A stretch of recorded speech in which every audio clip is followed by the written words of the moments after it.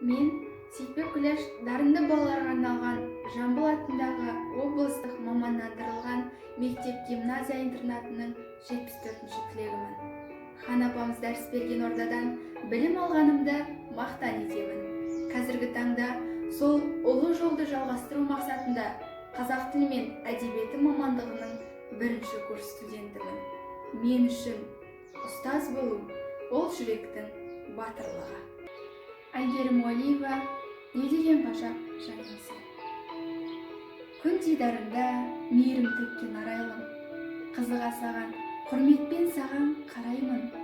Мінгізіп маған сәкеннің асау тұлпарын, жырына мәңгі ғашық еткенсің абайдың. Солқын сыр шерткен Махамбеттерден қасымнан, құдіретіңменен Мұқағалиға мен басырам. Көкірегімде өзің толтырған теңіз сыр, арнама сыймай жыр болып бүгін жазылған. Көзіңе қарап, жан арманыңды ұғатын, шәкірттеріне ақ тілеу тілеп тұратын, әр сабағыңда ақ жаңбыр болып жауатын, өзіңе ұқсау менің де басты мұратым. Маңдайдың тері құрметке бүгін бөленсең, өзіңмен бірге мейірім тартып тұр еңсең.